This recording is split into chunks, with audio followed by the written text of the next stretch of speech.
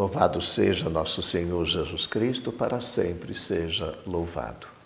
Irmãos, depois de celebrarmos uma festa dedicada a Maria, sua glorificação, retomamos então agora a liturgia do tempo comum. É o 21º domingo do tempo comum.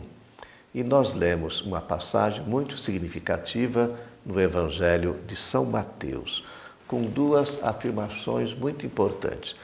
Uma dessas afirmações é essa de Pedro, que diz assim: Tu és o Messias, o Filho do Deus vivo. Depois outra afirmação do próprio Jesus, que diz: Tu és Pedro, e sobre esta pedra construirei a minha igreja. Vamos a alguns detalhes dessas duas afirmações. Eles estão em Cesareia de Filipe e Jesus, ele tem uma preocupação, quer saber o que o povo pensava a respeito dele. Havia ainda uma certa confusão. Confundiam Jesus com alguns dos profetas. E depois ele se dirige aos discípulos e pede o que eles pensavam a seu respeito. E Pedro, em nome do grupo, faz uma afirmação de fé muito importante, que é esta que eu já falei: Tu és o Messias, o Filho do Deus vivo. Irmãos, dois títulos importantes dessa afirmação de Pedro. Primeiro, Messias, que vem do Antigo Testamento. Depois, para o grego, é Cristo. Significa ungido.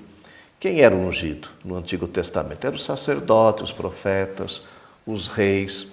Jesus é o ungido do Senhor, né? Aquele que está cheio do Espírito para anunciar as mensagens do reino.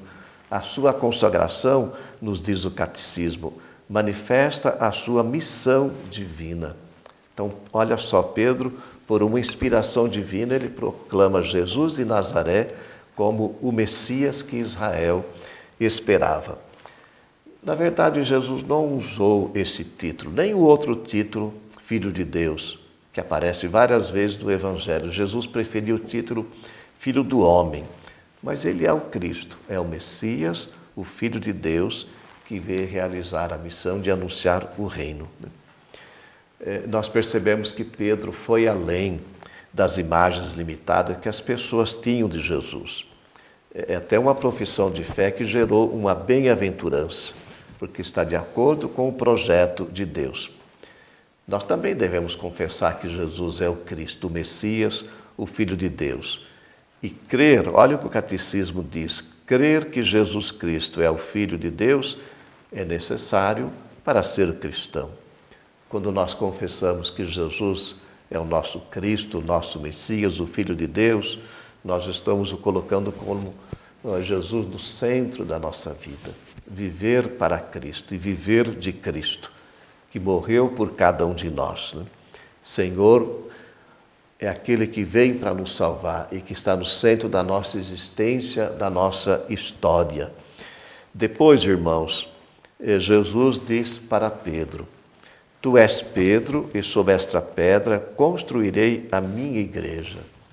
Jesus confia a Pedro um encargo pastoral, muito importante na constituição da nossa igreja. Ele é a pedra. Claro, Jesus é a pedra principal e Pedro é a pedra, é o nosso primeiro Papa que recebeu de Jesus essa missão de atar, desatar na igreja.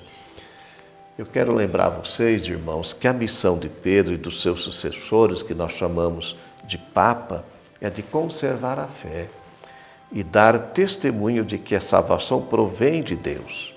Por isso que nós devemos rezar muito pela figura do Papa, no caso, o Papa Francisco, que tem uma missão muito importante de manter a unidade e preservar a nossa tradição, a nossa doutrina e a nossa fé. Quem ama Pedro e o compreende como dom do Senhor, ama a igreja, ama Jesus Cristo e ama o seu povo.